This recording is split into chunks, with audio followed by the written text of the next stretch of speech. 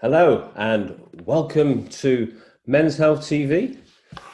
This is the Blokes Healthy Lunch Box, and I'm Glenn Poole of the Australian Men's Health Forum. Today, in this hour, we're talking about prostate and men's health. And we've got four fantastic guests who know all about this area. It's an area that some of us are sensitive to talk about, but you're in really safe hands today with four fantastic people. We've got Chris McNamara from the Prostate Cancer Foundation of Australia. We've got two guys with lived experience, Alan White and Geoff Didier. And we've got a fantastic men's health physiotherapist who's worked with loads of blokes on the recovery path when they've had prostate issues. That's Joe Milios. But to start off with, I'm going to welcome to today's Blokes Healthy Lunchbox a wonderful guy, one of Australia's few male prostate cancer nurses for a while, and now working with the Prostate Cancer Foundation of Australia. It's Chris McNamara. Good day, Chris. Hey, Glenn. How are you, mate? Thanks for having me. Yeah, really good. Really great to see you here. Great to see you're still working in this field. Last time we met face to face, you were focused on the nursing part of the of prostate health, but now you've got a different role at the Prostate Cancer Foundation. Yeah, so now I'm a head of community services, which is a pretty big jump in role, but essentially the same prospects for community and men's health that I already had for that previous 6-7 years with that previous role that you saw me in. So yeah, it's good. Yeah. Well, thanks for being here. So look, as a bloke who turned 50 since we last met each other, I know this is an issue that I should certainly know more about. What are you going to be covering for us today? So for today, basically how to be a men's health champion. So giving a good top 10 tips on men's health. It's Men's Health Week, so PCFA, we've rolled in 10 top tips to keep guys active and healthy. So I'll run through those top 10 tips plus a little bit of scary facts about prostate cancer. Fantastic. So we get the healthy tips first, and then you're going to scare us a bit with some of the hard-hitting facts. Good. We'll do the other way around. We'll do the other way around and the good stuff at the end, eh? Could do. Good. There's good news and there's bad news. That's right. Yeah. So thanks for being here. I'll hand over to you, Chris, and thanks for being here. Not a problem. So as we were just talking about, prostate cancer is the most commonly diagnosed cancer in Australian men. So that makes it a bit scary in its own right. We're looking at about sort of 54 Aussie men diagnosed with prostate cancer every year, and about 20,000, or every sort of 20,000 men every year, 54 men a day diagnosed. So they're scary statistics alone. There's about 9 Aussie men that will die from prostate cancer, and about 3,500 every year. And at present, there's probably 211,000 Australian men that are living after a diagnosis of prostate cancer. So the numbers are pretty scary. So this week, I've got 10 minutes, so I'm going to cover 10 hot tips that we've put out at the Prostate Cancer Foundation in relation to sort of men's health and keeping healthy. So number one, sort of standalone, it's talk to your GP. They're a good building block for having that regular, important health practitioner keeping an eye on you over a period of time. They can offer advice on preventing and detecting diseases such as prostate cancer. And your GP can also keep track of anniversary dates for routine tests, vaccinations and preventative screens. So our advice essentially is find a good GP and don't be a stranger. Really important. Number two is kind of relates to what we are all suffering at the moment with COVID. You can't escape anything. So maintaining good sleep habits is really important. You need to get the right amount of sleep, not too much, otherwise it will affect your health. But it is vital to feeling healthy and happy. A solid night of shut-eye will keep a spring in your step. So it's really important to get the right amount of sleep. And you're looking at about 8 hours a night for the healthy male. Number three, we're looking at enjoying daily physical activity, getting out there, getting moving, and really enjoying the great outdoors. You can choose an exercise that you enjoy or join in group activities with a kind of balance of cardio strength training that provides both moderate and vigorous activity. So depending upon how you feel, if you like team sports or group sports, jump in, great. Obviously social distancing at present, but getting out there and getting active, physical activity, and inspiring one another to achieve some fitness goals. So don't sit still, stay active and stay smiling as well. Really important for your health. Number 4, eating fruit and veggies. I've got a 2.5-year-old. This is really hard for her to comprehend. So changing habits, really getting that kind of 2 serves of fruit and 5 of veggie a day is really important for, benefits, boosting your energy levels, overall health, and really focus on fueling your body with healthy vitamins and minerals as part of a fiber-rich diet. And fruit and veggies, they really are your friends. So making sure that you're incorporating them into your diet is important. Number 5 is confide in your mates. And we've seen some really great stuff lately because of the pandemic that we've gone through, people connecting in different ways. So it is really important. Life isn't easy, and it definitely hasn't been of late. So having a friend to turn to in times of turmoil can help you get through. Try to look out for signs of stress and anxiety. We're all probably suffering a degree of it at present. And, those inability to switch off or worrying constantly about things that you may not be able to control, or feeling like the odds are always against you. And if you're still feeling like you're not coping, consider talking to that GP. That's really important to have that relationship with your GP. They're a pivotal health practitioner for the men's health journey. So really, we all need somebody to lean on. So keeping friends as close or as distant through technology as much as possible is important. Number 6, really, all of most things in moderation. It's a no-brainer. Avoiding risky alcohol consumption, overindulgence in food. Really have that kind of escape plan if you're going down the rabbit hole of an entire packet of chips and or basically enjoying today, but not so much that you'll regret it tomorrow. It's really important. This is also a no-brainer. Number 7 is do not smoke. I'm not here to lecture you or whatever, but if you smoke, quit. It's sort of within that first 20 minutes of quitting that your heart rate reduces, and within a few weeks your circulation improves and exercise is easier and your lung function is much better. So yeah, quitting smoking is key to boosting your health and happiness. So if you are smoking, give it up. Number 8, start something new. There's been a lot of, beginning, learning new skills, testing our brains out during this time at present. So picking up that guitar or the bagpipes, your neighbour might not be very appreciative, but hey, look, it's really the benefits for your mental health of learning a new task. Finding something that's slightly challenging but enjoyable. You're never too old to learn something new. That's a good piece of advice there. Knowing your family history is really important as well. So life's a genetic lottery, so be in it to win it. So knowing your family history of prostate cancer and other inheritable diseases can help you beat them. We've got plenty of resources on our site and a lot of research going on at the moment about this. So there's a lot of fact sheets that we've got up already with some good information. Remember, detecting cancer early means that you can easily beat it. Early detection especially can lead to some very favourable outcomes for people with especially prostate cancer. Laugh often. So a few things feel as good as a big belly laugh. So get into it. Sharing a joke with those that you love can provide physical, mental escape, boosting your immune system and lowering your stress levels. So those 9 facts just before, or tips just before, have a laugh at the end of each one of those, and you will find that laughter can be your companion, especially during these times. So that's my top 10, or PCFA's top 10 tips for Men's Health Week this week, about being a little bit more in control of your health, taking a bit more onus and being a men's health champion. So thank you very much for having me today, Glenn. It's great, Chris. And if you could pick one of those 10 yourselves, which is your go-to one?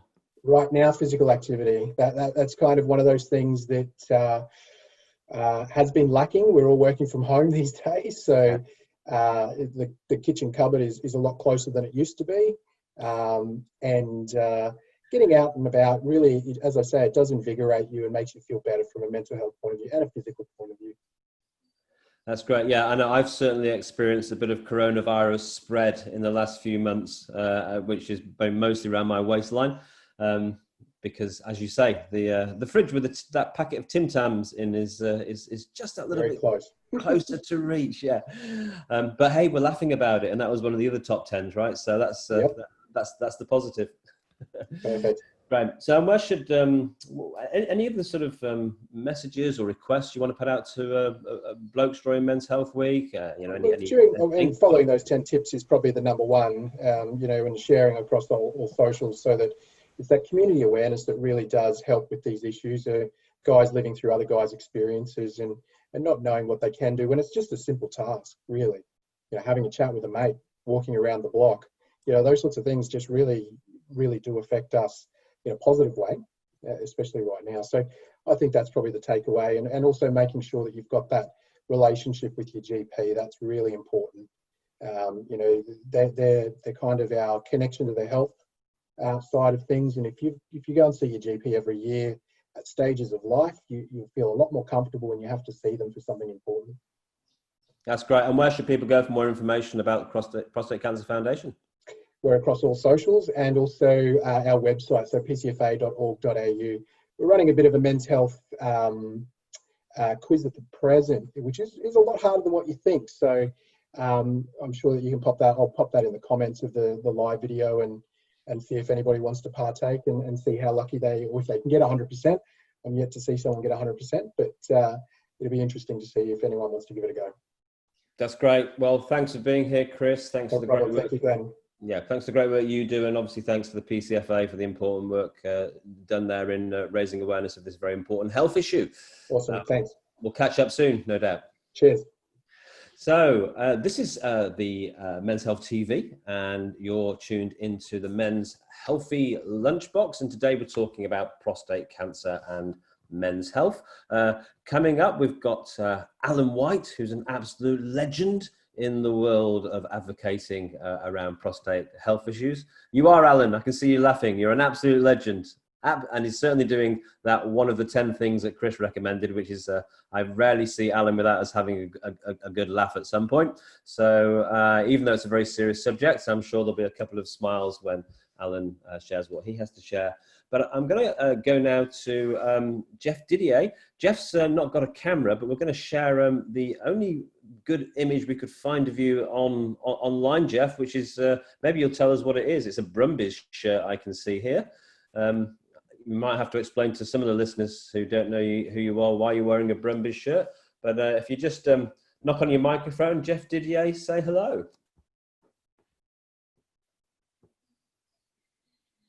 Are you there, Geoff? So we're not hearing Geoff at the moment.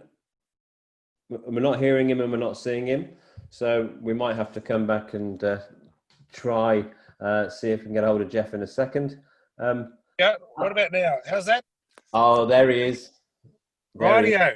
We got you, Geoff. So we've just got a picture of the screen of you in a Brumbies shirt. Do you want to explain why? Yes, well, I used to play for the Brumbies many years ago, so hence the. So that was a bit of an old boys picture. That one, as I'm not in the flush of youth in that picture, but certainly I did play for the Brumbies back in the '90s in the first year of Super Rugby competition in this country. So I have a long rugby background, and I suppose my life has sort of been centered around rugby and healthy activities and sometimes being rugby off the field, sometimes unhealthy activities, but that's not for today, is it? But anyway, yeah. So that's what that's about. I'm a rugby man. Gotcha. So for those who don't know why you're in this conversation, we're talking about prostate health and men's health today. Why have you shown up in this conversation? Tell us your story, Geoff. Well, I'll tell you my story. A few years back now, I was when I turned 50, my wife said, "Look, get a checkup," and every year, which I was doing. I had started my own business, so times were a little tight at times, and there were occasions where I didn't get a checkup. And the one time I missed a checkup, I happened to run into my GP at the shopping centre. He was an old mate of mine anyway. He'd been my GP for 30 years. We're in the shopping centre. I'd only missed one. I was 6 months late. And we're chatting away about different things. And I said, well, that reminds me, I need to come and see you. And he said, yes, you haven't seen me for a while. So I went there and we had some blood tests and things like that. And then his surgery rang me back and said, Dr. Damani would like you to come back into his surgery this Thursday. It was a Monday. It was a Thursday. They got the blood tests. And I knew it wasn't for my scintillating conversation. So I thought this could be a bit of a problem. And I also knew it was a problem because he was a 2 to 3 week waiting time, and he got me in a few days. It was a 6 o'clock appointment at night, so I knew something was going on. And he said to me, Geoff, he said, we're in trouble. He said, until proven otherwise, buddy. He said, you got prostate cancer. And I said, well, talking about different things. I said, well, people die with prostate cancer, Stan, don't they? Not necessarily of it. He said, that's very, very true. He said, if this diagnosis was in your 80s, he said, they possibly wouldn't do anything about it. 70s is a grey area. They looked at me in the eye and said, Geoff, it's going to kill you. And I was only 55, I think, or 54. I was 54 at the time. And so I was a bit worried, obviously. And he said, you need to go and see a surgeon. And I thought, well, here's another 2 or 3 month wait. And he said, I've already made your appointment. You're seeing him next Monday. I went and saw the surgeon. We had a biopsy. We went through all the things. I went back and saw him, and he said, well, I said, what do you think? He said, he said, you've got it, buddy, and you got it bad. He said, normally you're anything around that sort of the PSA, I did anything around about that 2, they started to get a bit concerned, and I was on 8. And now this was only 6 months, remembering 6 months later than when I was normally going to have my normal checkup. So instead of having a checkup at 12 months, I had it at 18 months. So it wasn't a long time after. And it was already skyrocketing to that level. Now, I suppose the message that I was trying to get out there to people is this. Now, because I was a very proud rugby man, physical man, and as we all know, there are a lot of side effects with prostate cancer. The impotence, the incontinence, the whole thing. And I didn't want anybody to know about it, to be honest with you. And I was lying in the hospital for about a week. And I sort of came to the realization and the conclusion that with my profile, especially in this town, I had a duty, an obligation to talk about it with other men. Keeping it a secret was not going to help anybody. So I sort of swallowed my pride and realized, well, hang on, the best thing to do is get it out there. And I finally made that conclusion. Well, I'd come to that conclusion in hospital, but a few weeks after hospital, I left hospital. And I went to my friend's funeral. I've known each other since we were 16. And I didn't know how he died. I spoke to his mother at the funeral. I said, what happened to Terry? She said, well, Geoff, she said, I was going through radiotherapy. Terry was taking me. One day he looked around and said, Mum, there are a lot of very young people here and I don't feel so good. I'm going to go get a checkup. And he got a checkup and he had prostate cancer. Now, the scary thing was, we both got diagnosed at the same time. I walked out of hospital and I went to his funeral. And it seemed to me, and I'm not an expert, but I can only tell you about my experience, but it seemed to me that once the symptoms were there, it seemed to me it's too late. So my message is get in there before you got any symptoms at all. I had none. Even looking back now, Glenn, looking back now, years later, I thought there must have been a sign because it was so high, especially. There must have been a sign, but there was no sign. I had no issues at all. I could, we're all blokes here, and I could still hang a wet beach towel off things, and there was no problem at all.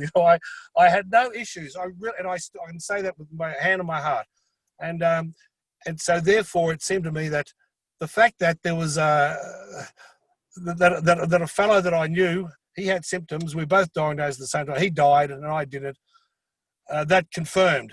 Rightio, I'm going to get there and tell my story. And I tell my story to men, other rugby men my age, and sometimes I'm the downer at the party or the function, and I say, listen, boys, by the way, before I leave you, let me just, are you getting checkups? And I'll do that all the time now, and I think it's important that men, and I know that a lot of men, my friends, have been checked out. My brother-in-law did it, and he was diagnosed with prostate cancer, and he would not have got checked out if it hadn't been for my symptoms and my circumstances and me badgering him, I suppose, as well, saying, well, go and get it done. And look, sometimes it's a bit embarrassing for a fellow, and some of the doctors still like to use a digit or whatever, and well, and I also say to them, I say, listen, guys, just lie back and think of the mother country, and you never know, it might be embarrassingly not as unpleasant as your first thought, but whatever. But regardless, just get it done. It's worth it, and it saved your life, and it saved my life. Yeah, and Geoff, how are you travelling now? I mean, that's quite what a journey. What a shock to sit down and be told, this could kill you. Yes, well, he was very. It was my journey now is good. Because I used to train very hard, especially in the weights and things like that, and so it was very important for me to get back into the gymnasium, especially, and to be strong. I liked to be strong, and I liked to look strong. And quite frankly, after that operation, with all the other functions, with the continence and the impotence, and that can last several years, one or both. But I wasn't feeling very manly, to be honest with you. And so I went back into the gymnasium, and I was pushing weights, and I was pushing them hard, and I went back and saw the surgeon, and he said, "How's it all going?" And I said, "Oh, not too bad." I said, "Every now and again there might be a little bit of a leakage here, or what." I said, "Mainly when I'm at the gym." And he said, "Oh, Geoff," he said, "You're not lifting 5 kilos, You're lifting 50." I said, "Well, that's right," which wasn't right. It was actually lifting 150, but I didn't tell him that. But but it made me feel like a man. I'd walk into a gym and people would look and then look twice. And well, okay, at least I look like a man. I look manly. And for me, that was important. For other people, it's not as important. Other people have different priorities and things like that. And you might think that that's a bit egotistical or whatever. It doesn't matter. It made me feel good, and it made me work hard. And I still work hard at the gymnasium now, and I'm traveling very, very well. And I would say it's been 6 years now, and the functioning is pretty good. It's not like it was. It can never be like it was, but it ain't bad. And it's not too bad at all. So if we have to do it between sort of dishcloth and wet beach towel, what can you press now? I'm definitely a damp beach towel fellow now. Yeah. Fantastic. It's pretty good, and look, sure, I've got to have the pills and the things like that, but it's not a big deal. It's not a big deal at all. And sure, with intimate times, it's not as spontaneous as it was, but so it's a little more planned, I suppose, and which makes it a little more clinical. But hey, when you're in the throes of it, so if it's planned, not planned, who cares? The bottom line is, look, things still work. But really, as my wife said, when we were discussing radical prostatectomy compared to radiotherapy and all that sort of stuff, when we went through the pros and cons and the likelihood of success and survival with, comparing all of them, the harshest treatment was radical prostatectomy, as my wife said. But you'll be alive. Geoff, I'm alive. You're alive. You're alive and loving it by the sounds of it. And oh yes, indeed. And loving it, loving life, and doing my best to torment as many people as I possibly can.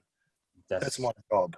Fantastic. Well, thanks for being here, Geoff. I'm sorry we didn't get to see your face now, but we did the best. And next time, that's not bad. I still look pretty much the same as that picture, so that's fine. That's good enough. Okay. Thanks, champion. I really appreciate the opportunity to talk to you guys.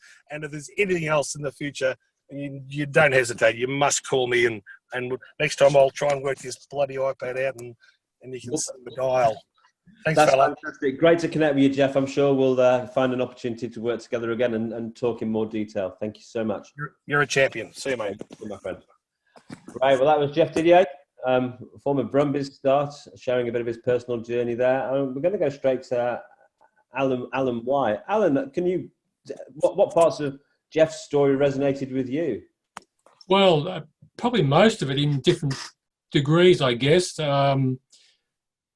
My story was probably a little bit different, that I had no symptoms, and I guess it I actually had an operation for my bladder back in the mid-90s, and in the process of the urologist doing that particular operation, he did a rebore of the prostate, sort of cleaned it out, and I discovered some precancerous cells.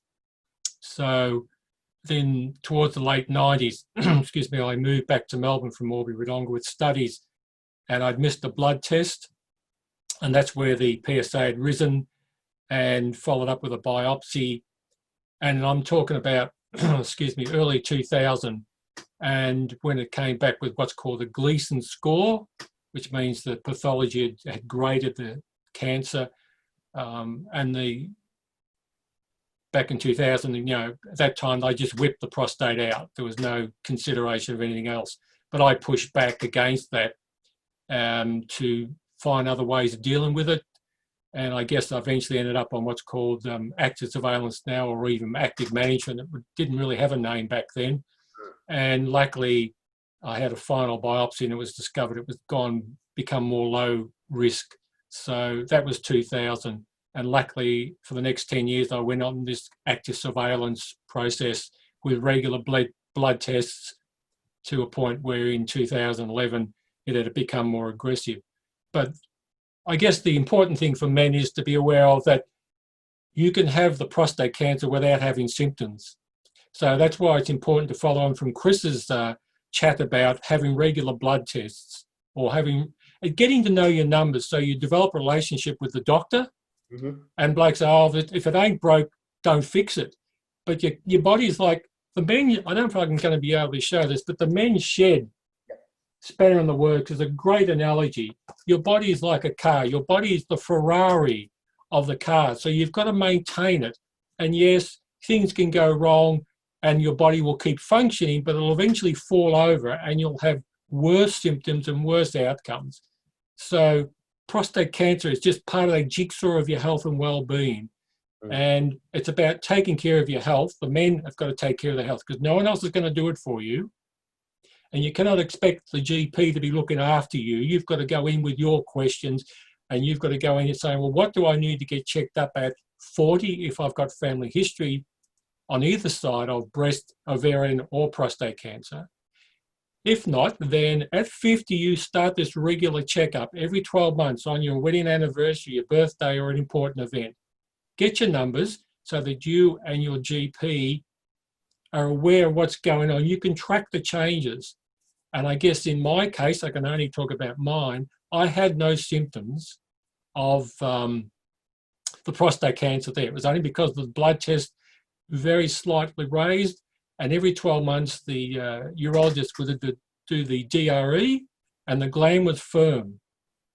And the gland was firm, but the PSA was extremely low. It was only 1.9, so I was just pushing 60, and that's the only reason it got picked up. Now, blokes go on about the whole DRE thing, and most GPs won't do the DRE first. To be clear, can we just spell that out for people? Oh, sorry, the digital rectal examination, it's the glove on the hand when everyone tightens up. Yeah. The blood test is important because it just tells you that there are changes occurring within the prostate, which happens normally for all men. So that's important that they are aware of that. And if it has risen, or it shows a rise, most GPs will send you away and bring you back in 6 weeks' time approximately to have another blood test to see if there's been a rise again.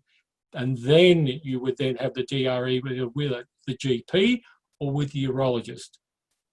Now, and then actually most urologists nowadays, from my understanding, are sending men to MRIs so they can be very sure that you have got prostate cancer and where it is sitting within the prostate itself. So the technology is really moving forward now, which is fantastic in so regards to treatments. So the thing is, you get early, you get checked, get your numbers, so that if it shows that it's rising and it is prostate cancer, you catch it early. So you've got more options regarding treatment. And, there's the nano knife, there's the cyber knife, there's just a whole range of treatments out there now that can deal with it very early. But if you end up with symptoms and other problems, you're probably run out of options. You're probably only looking at hormone, radiotherapy stuff. So you don't want to be dealing with that. So this is the challenging thing with prostate cancer, isn't it? It's like Yes. you don't find a lump yourself. You don't find symptoms. It's the numbers you need to be looking. Yes, it's the numbers. The symptoms generally appear down the line. You know, to me, that's a bit late. Yeah. So you've got to shut the gate, keep the horse inside the bloody ranch or in the corral. So that's important to, I keep harping. You have to know your numbers. You have to go to the doctor to develop that relationship and take care of your body on all aspects. And some say, oh, there's an over-servicing, there's an over-treatment. Well, no, you're not. If you don't know what you've got, how can you make an informed decision about what decision to make? It's simple as that. The more knowledge you've got, the more informed you are to make a better decision about what to do next. And yes, most men will die with prostate cancer and it doesn't create a problem. But that's the grey area that I think is the hard one for men to get their head around. Yeah. And I think it's important that you're informed about your health. Would you not get your blood pressure test? Would you not get your cholesterol checked? So PSA testing is just another part of your health and your jigsaw. And I cannot be more strong about that. I mean, you don't want to be dealing about that other stuff down the line. Yeah. So Alan, I'm trying to work out, you must have got it super early, because what are you now, in your 40s? Oh yeah, only 45. I was 49 and a half when it initially turned up. So we're just talking about early 2000. So there were no symptoms. But did you have a family history? No, there's no family history. My grandfather died, I think, with a heart attack or something, and same on the other side. My dad did have issues, but nothing to do with prostate cancer. My background is I served in Vietnam, so there could be, the Agent Orange impact on that, possibly with other stuff being fogged around the base. Probably saturated fats early in my life. Alcohol is impact. So it's a jigsaw. There's no one answer. Men we're solution focused. I've got this. Well, how can I fix it? Why did I get it? So it's not like smoking equals lung cancer or alcohol equals disease. It's exactly hard to identify. It's something you have to. So someone like a bloke like me who, don't tell anyone, Alan, but I know you won't believe this, but I turned 50. Really? It's hard to believe, right? Yeah. I'm still in denial, and I don't have a family history. Don't have any symptoms. So what should a bloke like me be doing now, other than obviously just staying broadly healthy, but around the prostate cancer issue, which is probably the one that I'm most likely to get, other than bowel cancer maybe. Yes. What should I be doing? Well, getting a checkup for everything. So you get a full blood test, your blood pressure, cholesterols and stuff, and you include your PSA, prostate specific antigen test as well. So you get a baseline. And they go, oh, it's okay. We'll say, okay, what's okay mean? What is the number I'm looking at that you're looking at? So you have a baseline. So in 12 months or 18 months or whatever it might be, when you have another one, you can compare the two. But if you don't get it done now, Glenn, and in 10 years' time you do, it may have gone up to a point where, oh my God, the shit's hit the fan, and now I've got prostate cancer, and now I don't have as many options. So you might go for your test, and the doctor gets it done. It might come back as, I don't know, well, let's pick a number, 1.5 for your age is really nice and low and good. Okay, we'll see you in 12 months' time and see how you're going. But in that respect, as Chris said, look after your health, keep fit, eat well, stop smoking, limit your alcohol. It's a jigsaw of taking care of your health and well-being. All the stuff we know to do. All the stuff we know that we don't do. Yeah. But again, it's the flip of a coin. Some people will end up with prostate cancer. I've got another survivor I know, and he was a vegetarian. Yeah, right. And he ended up with prostate cancer. So go figure. Yeah, no guarantees. Yeah. So, Alan, we're going to have to bring it to a close there for now. Yep. We'll have another chat another time about all the amazing work that you're doing in this field. Your name's the one that always comes up first when we ask who's out there, who's had the experience and who's out championing this issue. So thanks for being here. Thanks for all you do in the world of men's health.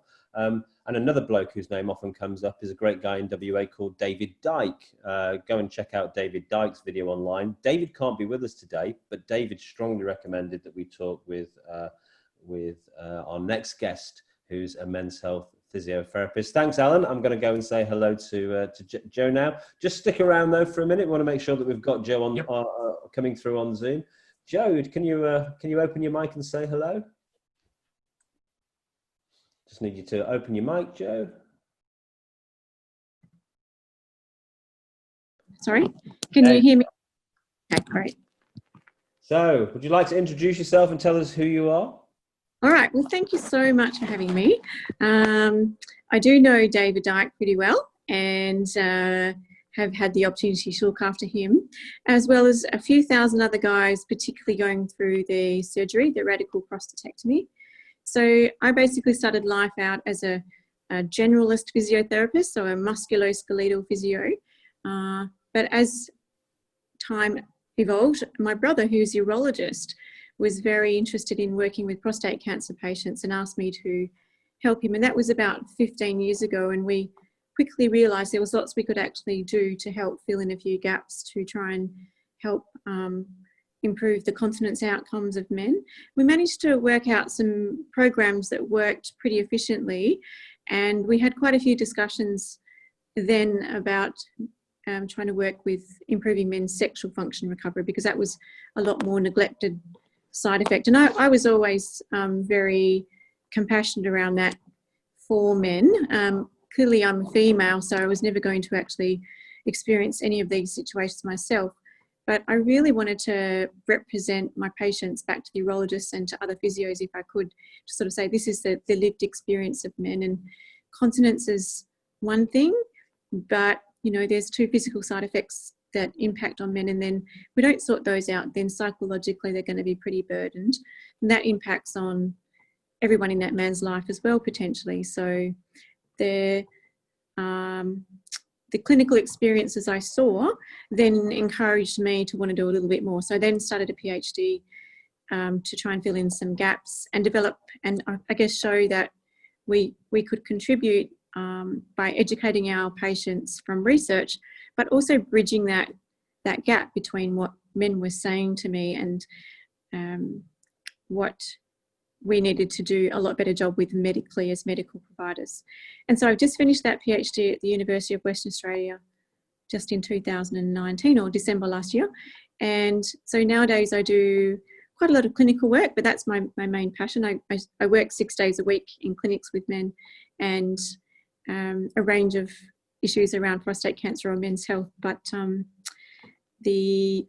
all the things the guys have been talking about are part of my everyday conversation with guys too. So a little bit of a long-winded summary there.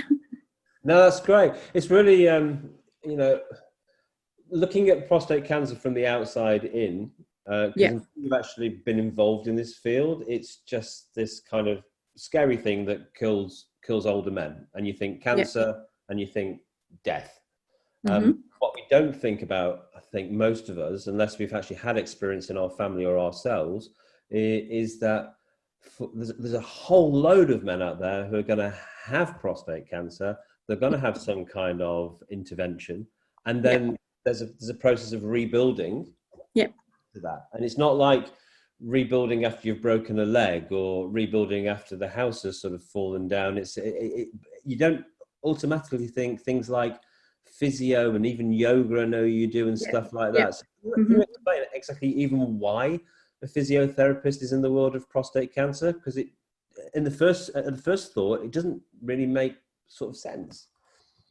Yeah, so first of all, it's all to do with the pelvic floor muscle. So once we have, I've got a bit of a picture behind me, but once we actually have the prostate removed, let's see if I can set that up. Once we have the prostate removed, then the whole organ is going to be missed, and that organ supports the bladder. And there's only one thing left that's going to be able to control continence, or if a man has radiation therapy, he might have some bowel issues as well, like incontinence or diarrhea. The sphincters that are associated with these mechanisms are within the pelvic floor muscle. So the pelvic floor muscle is the only thing that's going to actually assist the complete recovery of continence control. But the pelvic floor is also involved in sexual function. So it's the muscles that coordinate blood flow for a male erection. So most men wouldn't logically think of physiotherapists and prostate cancer having any sort of link, but that's because very few men know they have a pelvic floor before they actually have this whole scenario come upon them. And then the physiotherapists traditionally have only been seeing patients after the surgery or after the treatment when problems arise. Whereas I wanted to show that if we got men prepared before the surgery, before their treatment, we'd have a lot less incidence of all of these things or severity of these incontinence and impotence issues. And it just so happens that the pelvic floor is a link, and therefore that's a big part of physiotherapists who specialise in an area called pelvic health. So we all get taught about the pelvic floor, but most of our education comes with women's health and from the whole pregnancy cycle. And to this day, very few courses actually have much men's health content in them, ironically, for physiotherapy. So that's a lot of the gaps that I'm actually filling with what I do when I get to teach at various universities things. But that's always been said that the men's health is about 30 years behind women's health. So, you know, there's plenty of catching up to do. But yeah, it is a very important link these days. Yeah, it's starting to make sense. Men have pelvic floors. Even that's a radical idea. It's the sort of thing. If we have heard of it, it's kind of because maybe our mums or our partners or a close female friend has had a baby and talked about their pelvic floor. But yeah, I don't think most of us would know where it is. Certainly not how to fix it. Yeah. So my common thing was to try and want to listen to see how men related to all of our instructions. And the idea of doing a pelvic floor really just comes down to knowing what it's like to be able to stop the flow of urine. So any guy can just, next time he goes for a wee, just start the flow and stop it. That's the urinary sphincter. Breaking wind is the control of that's the back sphincter. And most men will have continence issues of the urinary aspect with stopping the flow. So that's the first easy cue. And then I always just tell guys to think of lifting their nuts to their guts as drawing up. So you stop the flow, lift the testes or nuts to the guts, and then you've pretty much got this action that's really easy to do anywhere, anytime. And you just do a combination of that at about a 1 second rate. So while I'm teaching guys and explaining it, I can see that they're actually doing it in front of me, just sitting there gently making that awareness, that difference between the front part, the back part, and then the lifting part. And then I just ask them to do that 10 times quickly and then 10 times slowly and a number of times over a day. And that awareness then pretty much after they've had surgery is immediately applied. So if they cough or go to stand up, they'll learn, all they have to do is lift their nuts to their guts and they'll prevent that leakage from occurring. And then, to be clear, for the guys listening at home, when we're lifting our nuts to our guts, it's a no hand exercise? No hand exercise, yep. And a little self-test at home, because we use ultrasounds and various things in our clinic, is just to stand in front of a mirror without any clothes on and just check that you're getting this little rise of the testes and slight retraction of the penis, but no like major abdominal action. So it's a very gentle exercise, pretty subtle. And that's also a bit challenging for guys because most of them are, used to doing things with grunt and gusto, and it doesn't always feel right to be doing something gently. No, indeed. Well, we had Geoff Didier on earlier, who's a rugby legend. So he was talking about, part of his recovery was getting down the gym just to feel good about himself and, lifting 150 kgs. But he also was boasting about his ability to lift a damp beach towel with his equipment. So I don't know if that's something that you've introduced into your training regime yet. Well, do you know what? There is such a thing. It's known as a private gym. It's a little external weight that men can put over their erect penis and do some lifting exercises. Right, okay. It has actually got a female equivalent too. That's more of an internal thing. But Yep, there is a device called the private gym. Coming to the Olympics soon, no doubt. who knows? I think Alan's waving his hand. Alan, are you volunteered to represent Australia in these Olympics, or are you going to demonstrate to us the nuts to the guts exercise right now? I could do both, but depends who's watching. So, Joe, we haven't got much time to go, but I'm really interested to hear about your charity that you set up as well. Yes, so that was pretty much, again, just because I was really concerned that there was so much support for women and the breast cancer story, and women are much better asking for help and jump up and down, and then things happen. But lots of talk, lots of, ease at collaborating together. And I just saw that potentially there wasn't such a program for men. There's the prostate cancer support groups, and that they were good, but they were only certain age that was tending to go to those, or demographic. And I pretty much noticed that most men weren't that keen to just sit and chat. But my idea was that if I could get men to work on their mental health and their support network through exercise, that might work better. So I basically thought of linking men in a masculine environment. So I approached our local waffle club, Subiaco, in 2012, and said I had this idea about linking balls and balls, basically, and that I wanted only men with prostate cancer to be able to utilise their gym services when it wasn't being used as a community support for them. And that happened very quickly. The CEO there, Peter Cape, said, when do you want to start? Right from the beginning, he had this model like I did, that we'd like to roll it out to more footy clubs within Western Australia and potentially through the AFL.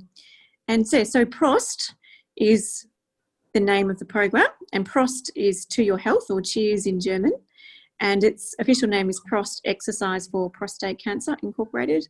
And we run 6 sessions a week currently, but we've just produced a USB and a whole program that we hope to deliver in a month or so, so that anyone anywhere around the world could get this USB and set the program up, chuck it into their laptop, either it be another support group or any gym or any clinician around the world. So that's one of our goals. We realised that we couldn't repeat ourselves over and over and over, because we're all staffed by volunteers, that it would be better for us to produce something that other people could use and just put on their own Zoom or whatever it might be at home.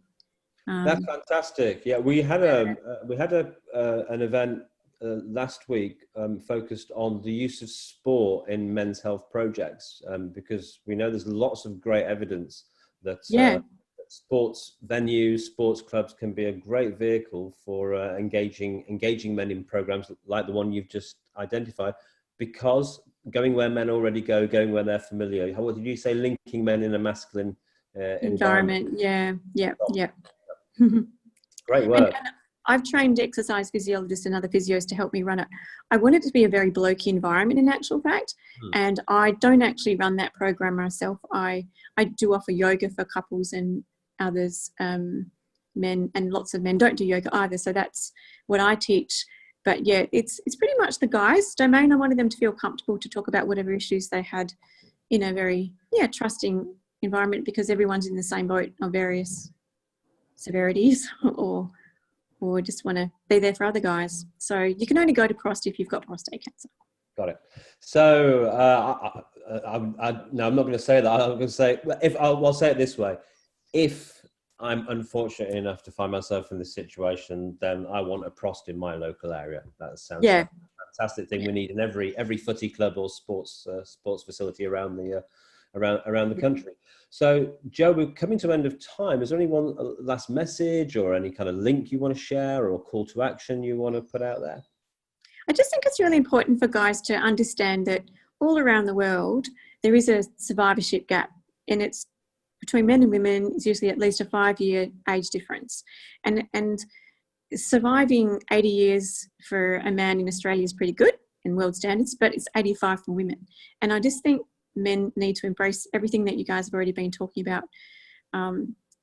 Getting regular checks, having an awareness if something is feeling slightly off or wrong or looking different, appearing different, like erectile dysfunction, that's greatly linked to cardiovascular dysfunction. So if you notice penile changes, don't wait 5 years until you get chest pain. You might be able to link into it much earlier.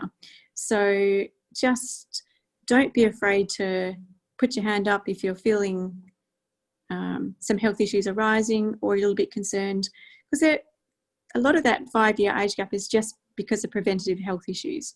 So essentially we're all here to survive that little bit longer. So just because you're a man, it shouldn't be 5 years less than a female. Great message to end on, Joe. That's all we've got time for today on the Blokes Healthy Lunchbox. We've been talking prostate cancer and health with Chris McNamara of the Prostate Cancer Foundation, Geoff, Didier, rugby legend and prostate cancer survivor, Alan White, prostate cancer survivor and prostate campaigner, sort of legend. And this is the wonderful Joe Milios from Men's Health Physiotherapy over in WA. Thanks all for being on the programme. I'll say goodbye now as we're going to switch to our 1 o'clock programme, which is Talking Men's Mental Health. So thanks, Joe. Thanks, Alan. Thank you so much. Thank you. It's been a pleasure. Bye. Hi, it's 1 o'clock on Men's Health TV. And today, for the first time, we've got a new programme called Talking Men's Mental Health. Joining us today, we have Pippa and Richard from the Healthy Tradie Project. We've got Mitch McPherson from Speak Up, Stay Chatty and Tasmania. And joining us later, Jeremy Thorbs from the HALT programme in Victoria. The focus of today is keeping tradies healthy. And what better way to start that conversation than with a project called the Healthy Tradie Project. And we've got, just going to test your mics, guys, to make sure we can hear you. We've got Pip and Richard. Say hello. Hi, Glenn. Hello. Can you hear us okay? Yeah, can hear you perfectly. Great. Is that a Trademut shirt you're wearing there? It is. So for those who don't know, go and have a look for Trademut. We'll post the link. Trademut do these colourful tradie shirts, which are a conversation starter about men's health, modelled here beautifully by Richard. And Trademut were a winner in our National Men's Health Awards in Queensland last year. And Pip, I think you've got a bit of news to share. I do. I was extremely fortunate to pick up the ACT award yesterday. So, yeah, very, very excited for us. So, always a winner, Pip, but today particularly we're joined by a Pip who's freshly won the ACT Men's Health Award for 2020. And it's great to have you here on this programme. It's the first time we've run this programme. You're our first guests. I'm just going to hand over the floor to you and say, take it away. Let's talk men's mental health and let's talk about keeping tradies healthy. Over to you guys.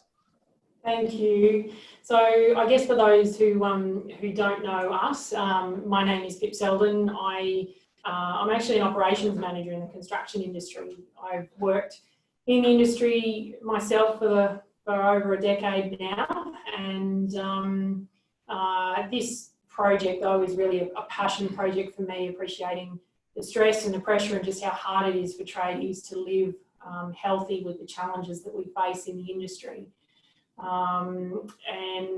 It's really about just influencing and creating some change within the industry that I work in every day.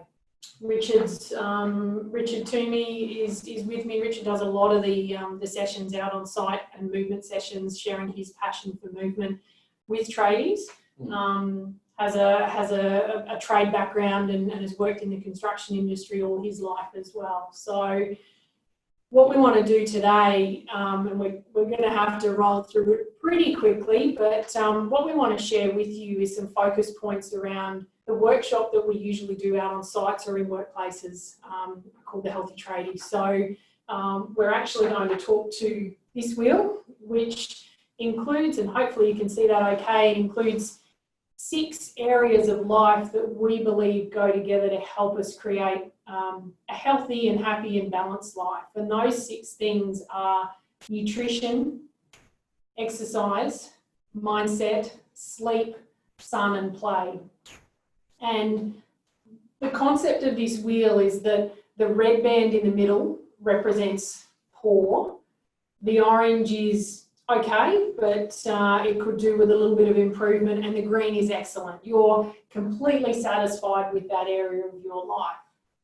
So what we're going to do today is actually just talk through each one, and we're going to give you, I guess, what we feel is green, what we want to be trying to strive for to ensure that that area of our life is really functioning at its best.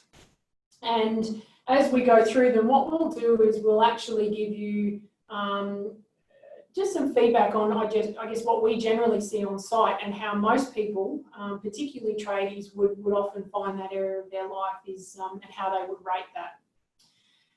So we're going to start with sleep, because in our view, sleep is really the foundation for life. It dictates how you're performing every day. So if we relate it back to construction terms, it's the foundations that are in the ground and everything else is built on that. Okay, so if you're not getting enough sleep, then you might often find that you don't have the energy to exercise, or you're making poor food choices, or even you're likely to have some brain fog, maybe not be thinking clearly. Okay, so that mental clarity isn't there to be out there and actually have your mind on task and be performing at your best. So what do we want to aim for in terms of sleep? It's about 7 to 9 hours of sleep every night. Okay, we want to wake feeling refreshed. So in order to do that, try and eliminate that screen time in the lead up to that bedtime. And then we want to be able to have a deep sleep and wake up ready to go without having to hit snooze 5 times before you get out of bed. So what we typically see on site with the tradies is that they'll range usually between the orange and the red. There's always a few, there's rarely we get someone in the green.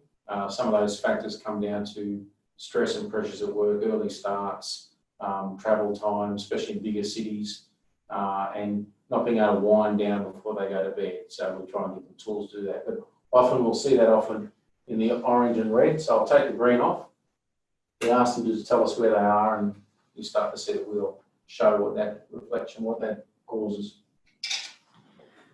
So the next one that we're going to talk about is movement, and that's generally because that sleep has an impact on our energy levels and how much we actually move. So for us, first and foremost, movement is about mobility and flexibility, because we know that that gives us the freedom to do what it is that we want to do or we enjoy doing. And it also supports us with injury prevention. So everyday activity, it not only helps us with physical health, it also helps us with our mental health as well. So it's those feel-good hormones that are released when we're exercising that really helps to lift our mood. So what can we be doing? Lots of low-level aerobic activity. So whether that's maybe walking or jogging or cycling, swimming, it could be yoga, something that you enjoy doing, because you're going to be doing a lot of it. But the idea is to keep your heart rate at a level that is in that aerobic zone. So you can hold a conversation, or you can quite comfortably speak while you're doing that exercise. The other thing that we want to try and include is some strength training. So don't necessarily mean you have to go to a gym, and something that we do and are a huge advocate for is body weight training. So it means that you can do that exercise anywhere, anytime, without the need for any equipment. And the last one is some high intensity. So something that lifts your heart rate for short bursts of time. Now, depending on your fitness level, that could be something completely different for every one of us. So make it specific to you and what it is that you need to elevate your heart rate for a short period of time. A lot of the traders will tell us that their job is a physical job. So on one plane, they're very strong. They've worked out how to move heavy objects, toolboxes or bits of equipment or plant through a range of motion that they've worked out is their strength. But when we show them that their body isn't necessarily balanced, it quickly highlights where one side might be weaker than the other side, or there's a lack of flexibility, range of movement, which can then affect their ability for long-term employment, increases the risk of injuries. And when we talk to them about those different elements of trying to provide balance within their exercise regime, they'll often come into the red, especially the tradies that might have family obligations after work, they've got travel time again, and they're just exhausted. They're not sleeping well, and so they're tired. The last thing they want to do is any sort of real form of exercise. So they'll often tell us, yes, I'm in the red there, and that they're aware that that lack of flexibility or range of motion increases their risk of injury on the job. So they'll often tell us, no, I'm a red there. It throws their wheel out of balance. So the next one we're going to talk about is nutrition. Now, there's plenty of information out there about nutrition and you know what we should and shouldn't be eating, but I think there's one thing that we can all do, regardless of what diet we want to follow, that can actually benefit us, and that is to eat real whole food.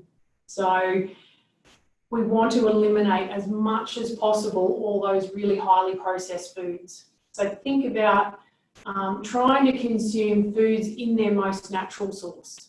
Okay, so anything that comes in a packet or a jar or a tin is most likely not going to be doing the world of good for you from a nutritional perspective. So we say eat slow, which is seasonal, local, organic if possible. Again, it's about trying to eliminate the processed or the toxins that might go, or the chemicals that might go along with those other types of foods. And W is for whole foods. So seasonal, local, organic, whole foods. And the kinds of foods, and I guess what do we suggest, is first and foremost, lots of vegetables, okay? And again, if you can eat seasonally, fantastic. So, we do all our shopping at a local farmer's market. So where you've got food that's coming straight from the farm to the plate, that's the freshest and the best source of nutrients that our body can use. So lots of vegetables. We want to think about good quality sources of proteins. So again, grass-fed beef or pastured chicken and eggs, wild-caught fish. We also want to include in there some healthy fats. So things like avocados or olive oil or nuts and seeds. Again, your wild-caught fish is a great one for some healthy fats. And look, the occasional indulgence. So we've got to keep it real, and we can't always be on the straight and narrow every day. So the occasional indulgence is also one that's okay. Smoothies, we love smoothies.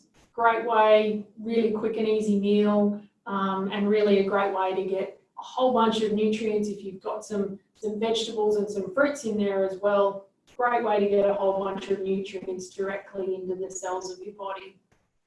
And really an important thing when it comes to nutrition is actually slowing down when you come to eat and taking the time to really enjoy your food and allow all that good nutrition that you're putting in, allow your digestive system to digest that properly and actually use and absorb all those good nutrients. So when we're eating on the run, our body is automatically in this state of fight or flight. So it's sending all the energy out into the limbs because it thinks it needs to get away from something. So by sitting down and actually taking the time to eat your food, digest your food, your body is absorbing all the nutrients from the good food that you're feeding it. And often we'll find we won't need as much because we're absorbing all the nutrients rather than letting it go to the arms and the legs. On the nutrition side, the guys and the tradies will tell us, yes, that's all good, but how do I fit that into my busy lifestyle? I'm on site, I'm at work, I've got to do things. Most sites nowadays all sites have trade sheds where they can have their lunch, they can heat food up. We try and get them to think about preparing all their meals ahead of time. So we, every Sunday, spend an hour sorting out our food for the week. The large, probably 80-90% of the food we're going to have for the week, so that in those busy times you're not looking for food and you're not going to necessarily find the temptation of buying some cheaper options or some options that aren't as healthy for you. You've got something prepared. And they'll often come to us and say, well, okay, I know I'm not necessarily doing the right thing. I'm not necessarily a red. I think I'm a yellow. And it ranges between the two. We'll get the odd green, but not too often. And when they're in the yellow, they know what they've got to do, but they just can't find the time. So sometimes a little education gets them out of the reading of the yellow too. Just awareness of what they're eating, like removing the highly processed drinks, the Red Bulls and that out of their diet, or even reducing the number of coffees a day. Those sorts of things can help them. Simple things, not 100% change it, the little 5% can make a big difference for them. So, yeah. I think something really important just to note with nutrition is if there's areas that you see that you can improve on, just doing one of those things at a time. It's not about needing to actually put a stop to everything and start this completely new way of eating. Actually just making, what's one thing that I can swap out this week for something healthier? And then next week, what's another thing that I can swap out for something healthier? And gradually over time, that swap or that healthier option, it'll just compound, okay? And it's going to get easier, and the body actually, I can guarantee after time, you won't want to go back to that unhealthy option because your body really will have a reaction to that. Yeah. The next one we're going to talk about, again, really, really important, and you're probably seeing as we go through this wheel how connected all of these parts of your life are. And the next one we're going to touch on is mindset.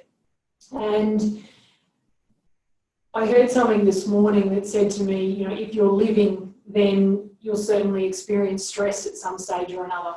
That's an absolute given. So the first step in our game plan for coping with stress is to be aware of it and to be mindful.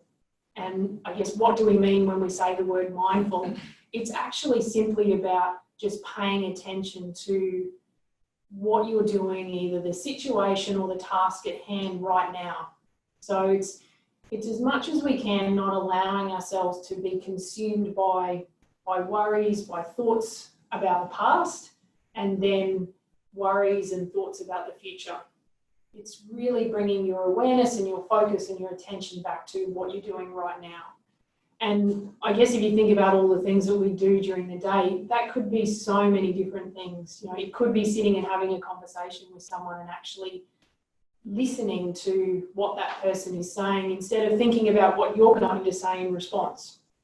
It could be, driving your car. I mean, how many times do we all drive from A to B, get to B, and actually don't remember the whole trip?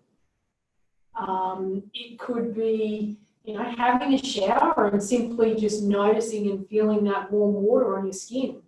The task at hand, whatever it is that you're actually doing, bringing all of your attention and all of your focus and awareness to whatever that is at that point in time. So one of the tools we promote and try and get people thinking about is, the first thing is to become aware that you're feeling anxious or there's a bit of stress applying to you. It's a stressful environment. You've got a lot of different trades working on top of each other. You're in another trade to be able to do your job. It can have an impact on you. And we don't want the tradies to be reacting to situations. We want to try and just respond to situations so they don't flare it up and make things worse. Allow them to come back to the task at hand. So becoming aware that you're feeling anxious is the first thing. So we use the acronym STOP, S-T-O-P, and that basically means when you feel that, when you become aware of it, which is the first thing, is you just stop. Just stop. And then the next thing, T, to take 3 deep breaths. So in through the nose, filling your lungs and your stomach, and then breathing back out 3 times.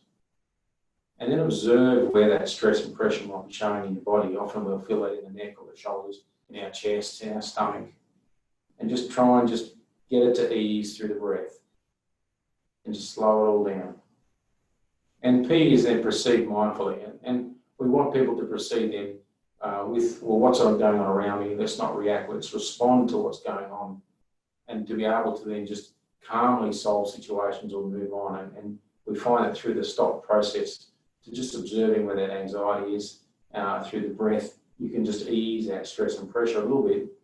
The factors are still there, but how you respond to them can often make big changes into what happens further down the line and how you feel about those changes. So just giving the tradies that tool just to allow them to move on without causing or flaring up any more issues. So I guess certainly mindfulness, a great way to, because our minds are designed to think. So that's what they do. And using your breath is really just a means of using an anchor to bring your awareness and your attention back to that present moment. So, you know, we talked about sleep and sometimes the challenges that people might have falling asleep because their mind is constantly racing. So focusing on your breath and bringing your awareness back to your breath to slow down before going to bed is a great way to put your body in a state of rest and you know, rest and digest. So we can actually use our breath for so many different things. It's something that we've got with us every minute of every day. And when we're stressed, we find we're breathing up in our chest, we're breathing short, sharp breaths. But when we're actually calm and we're in that state of calm, we can actually breathe deeper down into our diaphragm, and we just activate the side of our nervous system that's responsible for relaxation and for rest and for calm. So bringing your awareness back to your breath, counting through that 4-second inhale and 4-second exhale is a great way to just slow things down. And we encourage them to, they don't have to make a big song and dance out of it, but when you feel that anxiety, you can stop and you can take 3 breaths, and no one needs to know that you're doing it. It can just help you relax. And so they find that the mindset can range again with the pressures of work, and sometimes not even being aware that where they sit with the anxiety, they'll be in the orange or the red.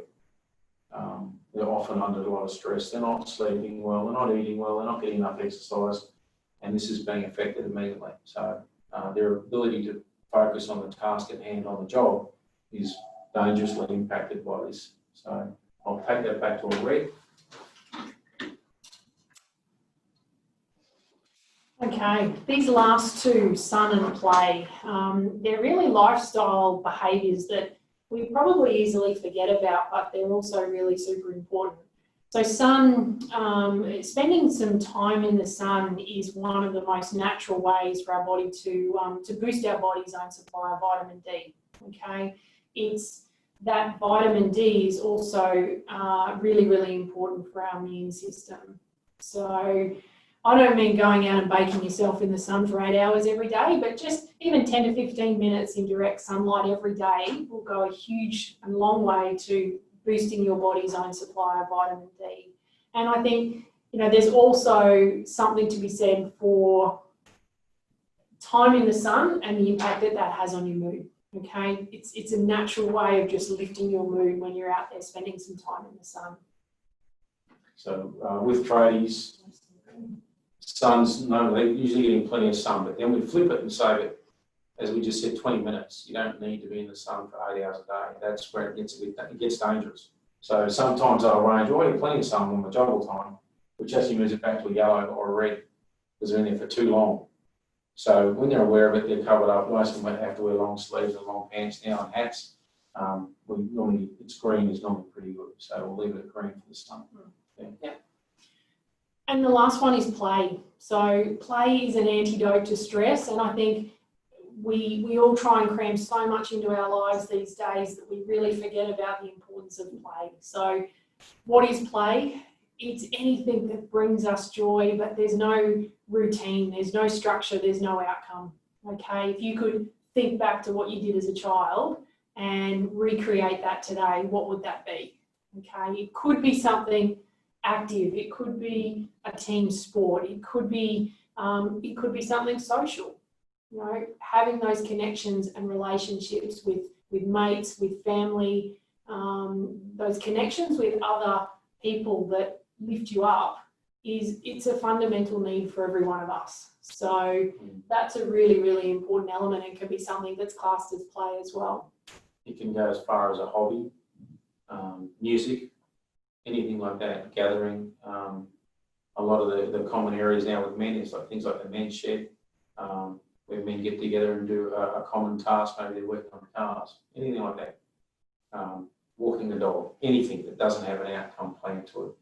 And a lot of the guys we talk to realise that that's really lacking.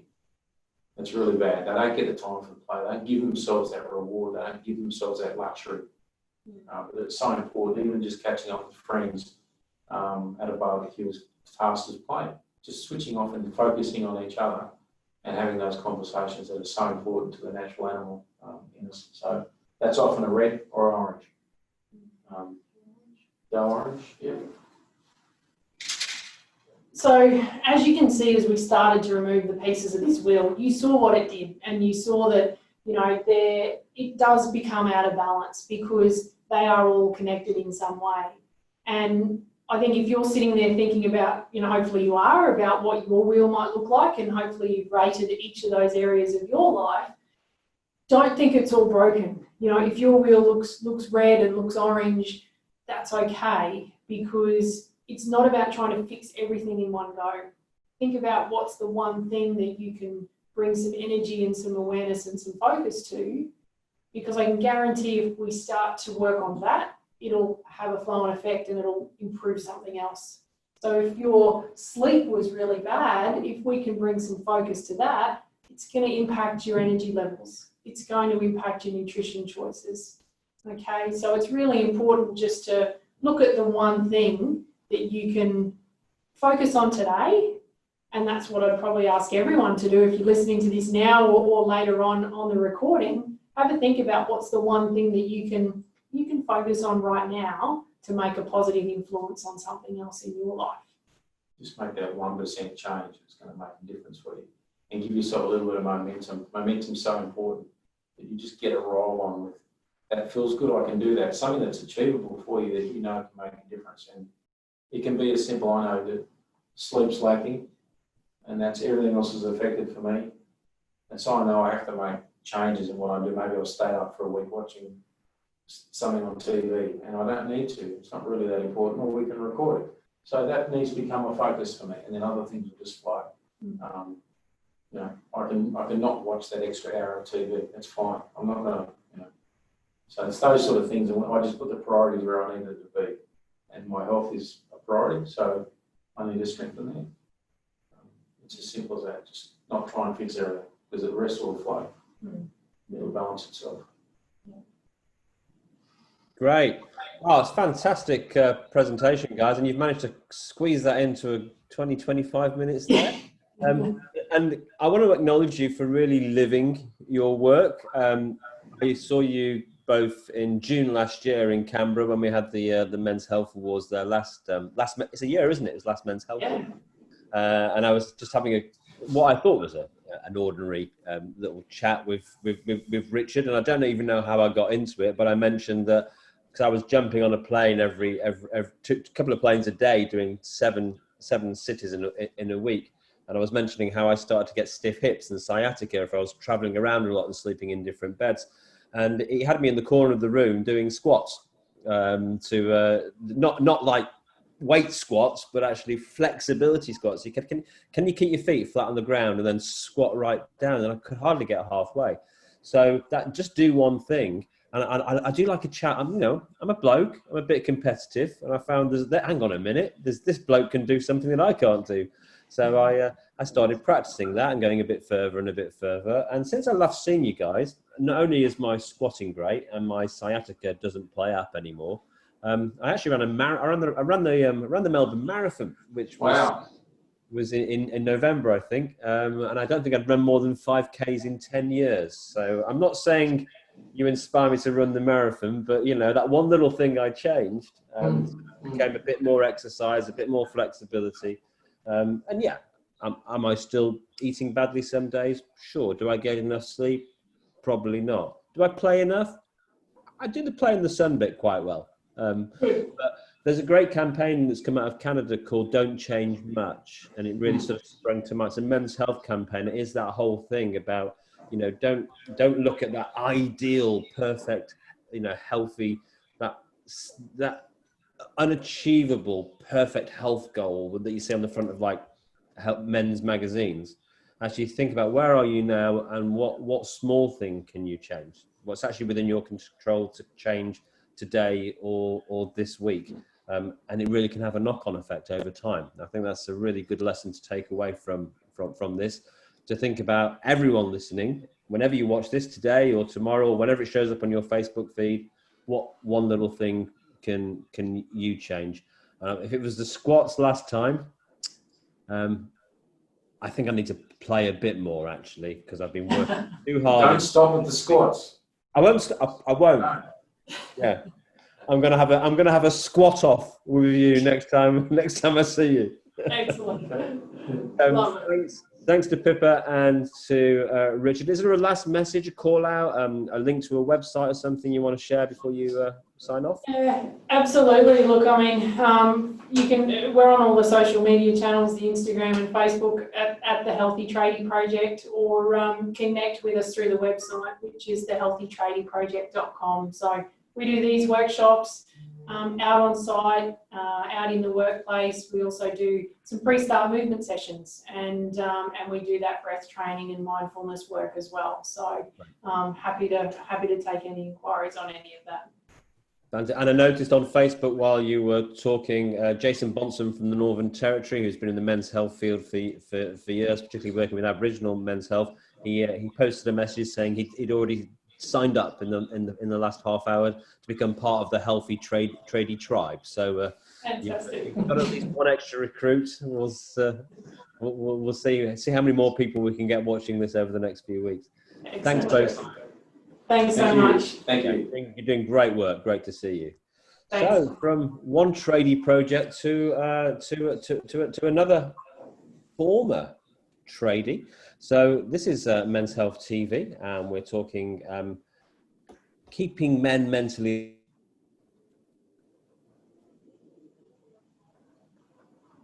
healthy, and today we're focused on tradies' health. And we've asked Mitch McFatty to come and join us. I mean, Mitch is now a well-known mental health, let's say, ambassador or campaigner, but he's also got a background in the world of trades. So, what trade did you do? Tell us a bit about your trade background, Mitch. So we know where you're coming from. Yeah, g'day Glenn. Good to see you again. I don't see you for that long, and then Men's Health Week, I feel like I'm living with you, which is a good thing. I just wanted to say to the Healthy Tradie Project, I love that. And one, I don't know whether you exactly said it, but I took away to be conscious of change, both negatively and positively. And I think that's really important for everyone in life, to be conscious of changes in your life if it's negative, but then also to, really embrace and celebrate the positive changes as well, albeit if they're small. And I use that term 1% as well. So I think that was a really good takeaway for me, and no doubt for anyone else that might be listening. So I am. It's funny, I often say I will always have my glazing ticket forever, but I certainly hope, given that my newfound passion and purpose in life in being a mental health advocate and campaigner, I hope that I never have to put windows in again, because I certainly love this very much. And although glazing taught me a lot of life skills, and I certainly carry a lot of those in my day-to-day now, I certainly hope that I'm not out in the cold. Hobart again, when we chatted last Saturday, Glenn, it was freezing, and today it's hailing outside and about 10 degrees. So certainly don't miss my glazing days right now. But my background in a couple of quick minutes is I left college and had no real idea of what I wanted to do with my life. My dad's really handy on the tools. He builds anything from scratch, and was always trying to drag me outside and show me what he was doing. And albeit I love kicking a footy and playing cricket and stuff, getting my hands dirty on the tools, on the drop saw, etc., wasn't really for me and a big interest for me. So I'm sure he fell over when I went home one day and said, "Dad, I've gone from working at Sportsco to working as an apprentice glazier." But he certainly supported me, and I did that for 7 years. I made a lot of good friends out of it. I worked for a really small business. There were probably about maximum 7 staff, and we'd get around from job to job, and I'd do little glazing jobs such as fit shower screens or replace broken windows. I was rarely on a big job site, if you like. So that allowed me to meet lots of different people. I ran the business and had good organisational skills. I was quite handy on the tools, but after what happened to me with losing my little brother, I certainly realised that my skills were better placed in another area of life. And whilst I'll always hold glazing pretty dear to me, as I said, I hope I'm never out in my little stubby shorts putting windows in the rain ever again. Yeah, so thanks for that introduction, Mitch. And for those who don't know, are you okay to share with us a bit of your brother's story? Yeah, for sure. I don't talk about it a lot, but my brother was actually about to step into a building apprenticeship, and I backtrack a bit before I mention today. Yeah, so I was working as a glazier. It was a 2012 Christmas. I'd had a couple of weeks off, and I loved having a beer with my mates and doing what tradies do on holidays, you know, watching the cricket and spending time with friends and family. And I remember the last week of my holidays, I was meant to go back on the 13th of Jan 2013. And like anyone, when you work, I'm sure a lot of us love our jobs, but a lot of us don't overly want to go back after a holiday break. I was very much in a bit of a hole. I didn't want to go back. I was enjoying my 4 weeks off. And I remember I did exactly what I do, the opposite to what I do now. You know, I preach to people, if you're struggling or you're feeling flat about something, get out and, you know, look at the sun and get some fresh air and talk to someone about it. But me, in that last week, I probably hid away in my bedroom and felt really flat about life and having to go back to work. It's funny how life changes and what you learn. And again, that's a big part of my story now. I'm preaching that back to other young people. But I went to work on the 14th of Jan and had a reasonably quiet day on the tools. There wasn't much happening. There weren't too many broken windows or people wanting shower screens at the start of the year. And had a really quiet day, spent a lot of time on my phone, a lot of social media, all that sort of stuff just to pass the time. And when I got home that afternoon, I was downstairs with my girlfriend having a chat about dinner, and we got the call to learn that my little brother Ty, who was 18 years of age, had suicided and taken his own life.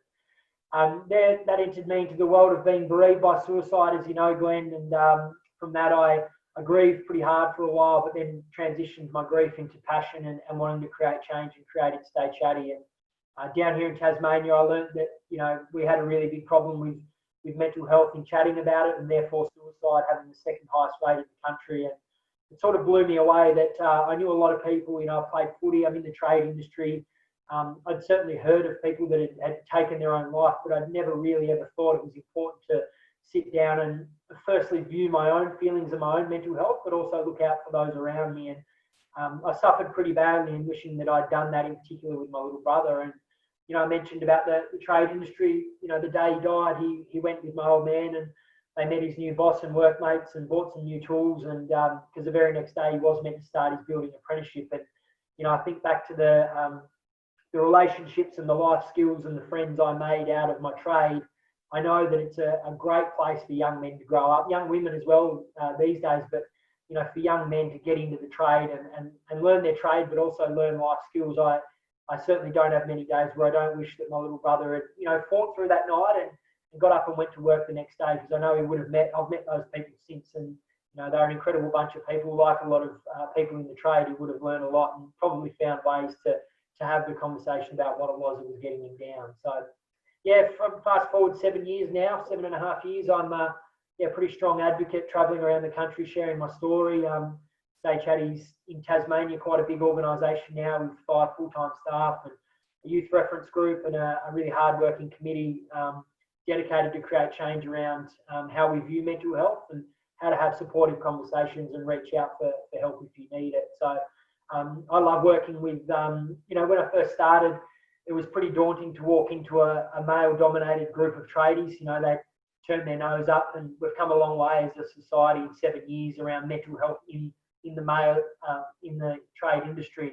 You know, early days it was pretty daunting to walk in there and these guys not really want to look at me, not really want to listen to what I have to say, thinking that they couldn't show any emotion to my story. But now I find myself being asked to go into trading sites and male-dominated workforces more than ever, and that's a testament to, you know, the people that are online today, yourself, Glenn, and people wanting to make an impact around mental health for men.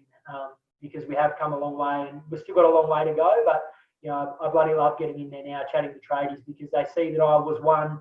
I was ignorant. I had no knowledge on it, and I paid the ultimate price. So if you can learn a bit from my story, create a bit of change to your own life, hopefully you won't walk in the sad shoes that I do every single day in missing my little brother.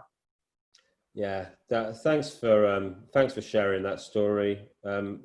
Mitch, I know you do it in a way that honours your brother's memory, and you, like you said, you've turned your grief into a passion and are making a difference for others. But I don't want to step over the fact that, you know, that's still a family tragedy that you and your family have have dealt with and I guess continue to deal with, right?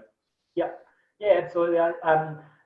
This organisation has, and continued to be very focused on me and my story, but we've brought in some new initiatives, stories worth sharing, and we want lived experience to be a really powerful part of our organisation, but not just Mitch's story. So yeah, we're certainly finding ways as we expand to bring in lived experience as a big part of our organisation, because we all really believe in the power of it and how that can create some serious positive change for those that engage with it.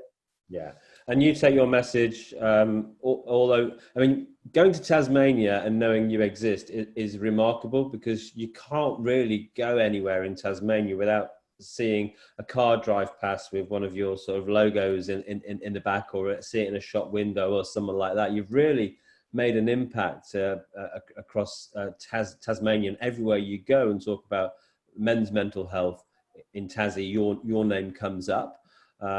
And obviously you've done schools, you're doing stuff in sports clubs, but today we're sort of talking about, how do we keep tradies mentally healthy? So what do you, as a trader yourself and as a passionate advocate for men's mental health, what do you think are the key things what's the key message we need to get out there? Yeah, so as I said, I think we've come a long way, and I already touched on it a moment ago. It was very scarce between walking into job sites and sharing my story and leaving stickers and resources behind for a group of men. That was few and far between early days. But now, it's funny that most of my talks, I do a couple a week, and most of them will have a focus on, it'll be someone that's reached out because, we're mainly a male-dominated workforce, or we're on the tradie site, and we understand that mental health is really important. So I love that, and I love that we've played a role in that in Tasmania, and I certainly hope that we can collaborate with many more organisations around the country to continue doing that outside of our state. I think, as I said, I love standing there, and I love working with men in the trade industry of all ages. I obviously get excited for obvious reasons to work with the young apprentices. So Fairbrother is a really large business here in Tasmania, and has obviously expanded outside of Tassie as well.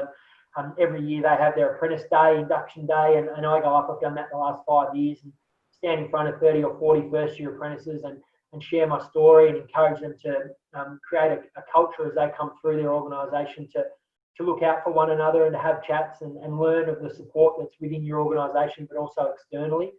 Jump on our Stay Chatty website and find out where I can get some help, because chances are you will go through a difficult time. But then I also love going to the older guys that have been on site for 40, 50 years, and this was something that they never, ever would have thought that they would speak about.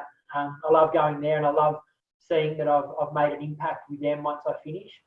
A quick story I'll never forget, it was probably about 4 years ago, I did go into a site down here. That's when they were still really few and far between, and I'll never forget speaking to probably about 80 men, and there was very limited eye contact. They were pretty keen to get out of there, even though it was raining and it was 5:30 in the morning. They were all pretty keen to just get out of an uncomfortable room talking about mental health. And I never forget, there was a man in front of me, and he sat 1.5 meters away from me, and he read the paper the whole time I spoke. He just looked through the local Mercury, running his finger down the page, not really wanting to listen or show that he was listening too much of what I was saying. But I specifically, when I finished after 50 minutes, watched him walk out of the room, and I remember watching him take a handful of every 6 of our resources at the front door, and he put them in his bag as he walked out. And to me, that showed that, he absolutely didn't want to show that he was listening, but deep within himself, he knew that it was important to do that.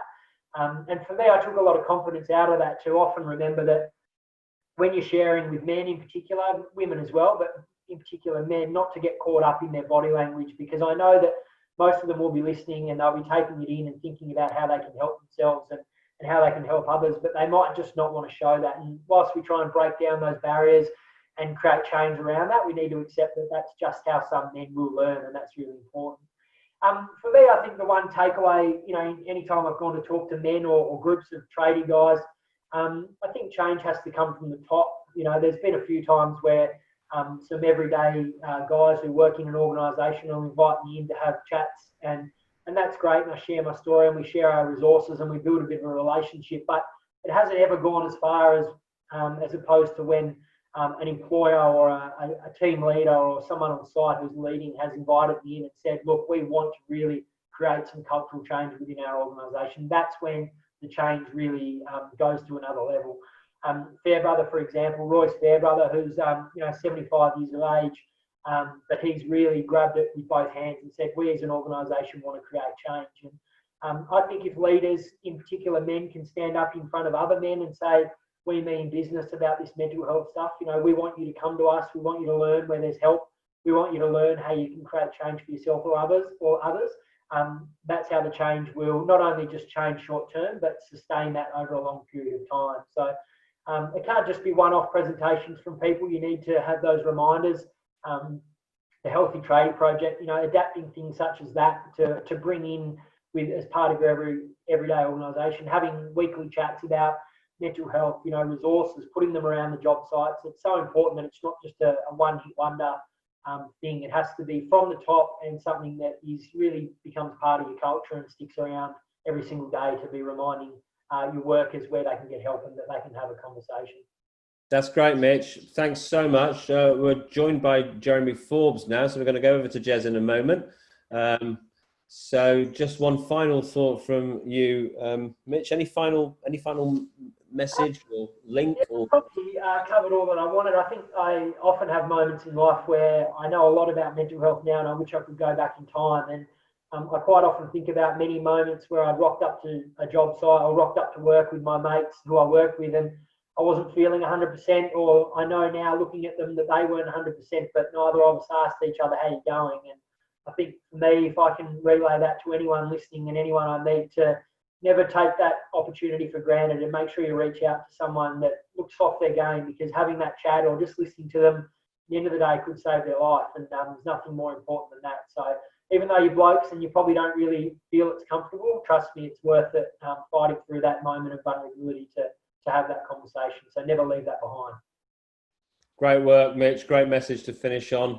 So from one legend of men's mental health down in Tassie to another legend of men's mental health over there in Victoria. Yes, I mean you. It's Jeremy Forbes of Holt. This is Men's Health TV during Men's Health Week, brought to you by the Australian Men's Health Forum. I'm Glenn Poole. I'm going to shut up and get out of the way because this man is worth every cent we're paying him to be on today. And also, how much you paying me? Checks in the post.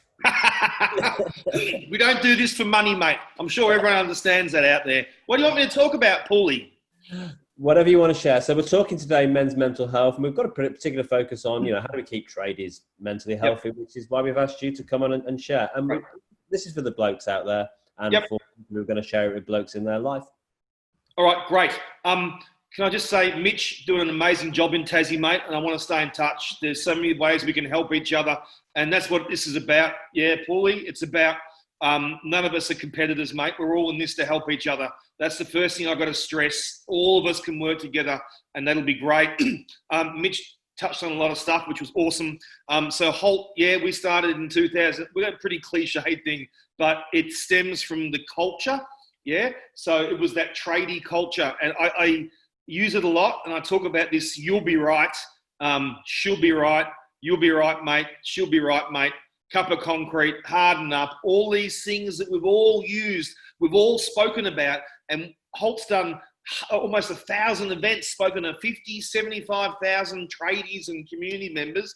And when we ask all these tradies, because of their background and their culture, and I've been one, a tradie for 25 years. So I'm not a bad person for saying that. You'll be right, she'll be right. It's just that we don't know any different, yeah? So when I say to a group of blokes, how many of you guys have said, you'll be right, she'll be right, put your hands up, yeah? They all put their hands up, and so do I. I'm like, nothing you guys have done, or girls, I've done it all as well, and that's okay. How many people has it helped? And there's just silence. It doesn't help.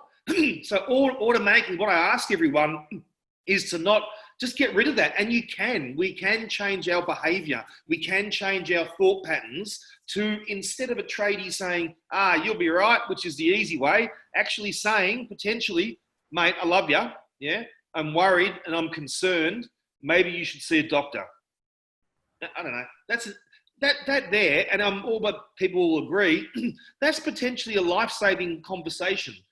Because, you'll be right, she'll be right, nothing happens, your mate wanders off, mate, nothing's happened, I'm still feel crappy. Whether invest and that trust and vulnerability and say, you'll be right, no, how about I take you to the doctor? Or you go to the doctor. Or here's one for you out there.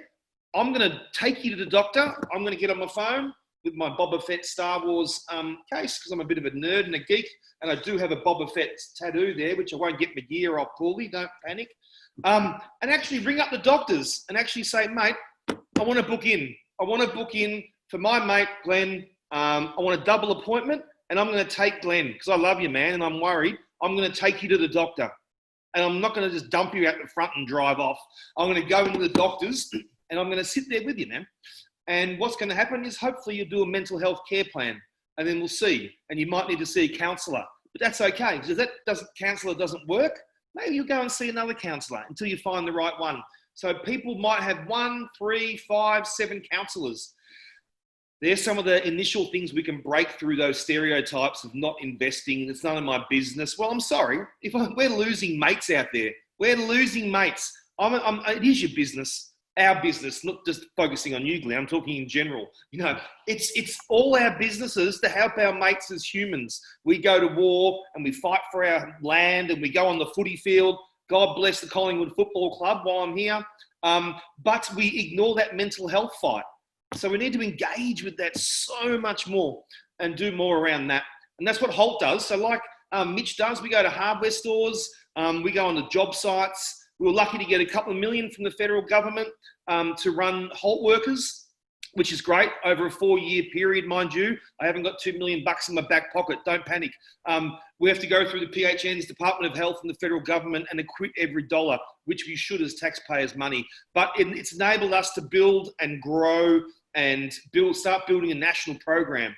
So I've said this before, and if Holt was just me, just so you know, not pump my own tires, but if it's just me as one person can do this and get, a multi-million-dollar charity up and running with now a workforce of 7 or 8 and build a national program, I can't emphasize enough how each one of you out there, and I saw is it Mr. Perfect or someone had a thing on with all the different men's groups out there. There's so many. If we can do it, you all can get that funding too. So this is where I talk about working together and leaning into the discomfort that expanding might bring. Because your messages, all the ones I've seen, Paulie, from everyone have been fantastic. And this is the stuff that makes real serious change, is this grassroots, smaller community-based groups. They're the ones that make change, as we can see. So we need to expand them, mentor, grow, help each other, and do what we can do. So Holt, basically, that's what we do. We go to, but we also now, our workers in the different regions have a whole of community approach to suicide prevention. So they work with footy clubs, men's sheds, council depot workers, factories, hardware stores. Mate, I don't care. Doesn't cost them anything. This is a federally funded program, 4 years. The workers are in community. They can do heaps of events, but they also link the people to support services, because we know there's a lot of big support services out there. It's time to call them to action. It's time to get them out in the community and get them coming to the events before 9 and after 5.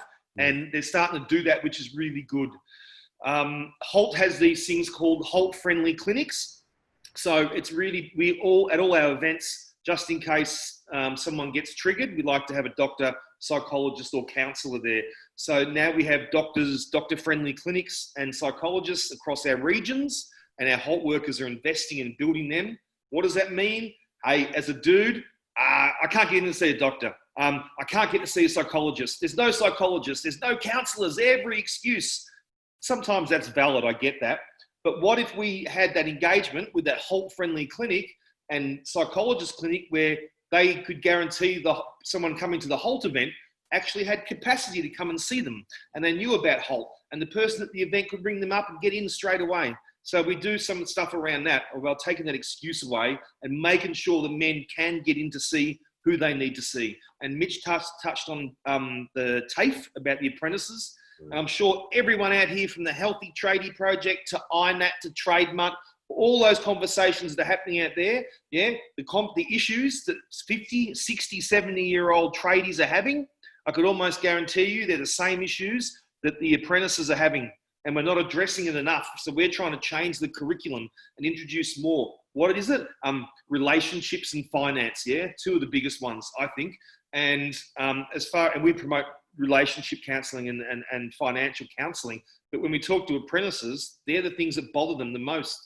When we talk to 50-year-olds, tradies, they're the things that bother them. So it's about linking them into those services and saying, you know, they're out there, they can be free, you can access them. Then throw in the culture around alcohol and drugs and all that sort of stuff, and gambling and grief and loss and all that. There's a lot to do. That's what I get at. But that's what Holt does. So yeah. What else would you know? That's the other thing, Glenn, is just before we go is I want tradies out there to start thinking. I did an interview before with Win News I'm in Castlemaine, Central Victoria, and they're asking about, you know, what can you give them, you know, the tradies, and I'm like, you got to think ahead a bit, because having spoken to Didier Warren from the Master Builders, said potentially there may be a downturn in some, you know, work for tradies October, November, December. So I want the tradies to start thinking about what that looks like. I want them to think about if they have some financial issues, or they might have them, what could they do to prepare for that potentially happening? So don't just wait until anxiety begets depression, begets suicide ideality. Nip it in the bud. There is help out there. So prepare just in case things might get a bit dodgy and a bit tough over Christmas. Yeah, spot on, Jez. You know, bouncing back on those big issues, today's conversation is actually about blokes' mental health, and we've talked about sleep and nutrition and money and relationships. You know, mental health isn't just like a psychiatric illness.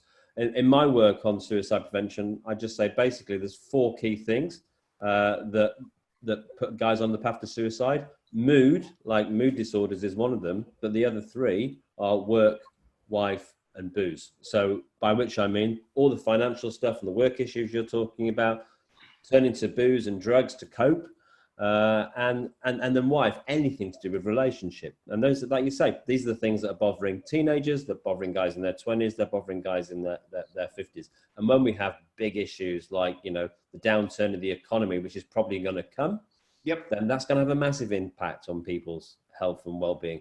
Money, financial security, good relationship, good work, these are mental health issues. Yeah, totally. And you know, there's that culture around the alcohol. It's like, I've worked hard, I deserve to drink as much as I want and fall asleep on the couch. Yeah, nah, that's not good for you, not good for your family. So yeah, I agree. That stuff around culture and what's accepted needs to change. Yeah, so look, we're getting towards the end of time, and I notice the other guys are still on, which is fantastic. Pip, Richard, Mitch, do you want to say hi to Jez? Come to Pip and Richard. Yeah, so Instagram, and we'll definitely have to connect, Jeremy. Hello, everyone. Hi. Hi.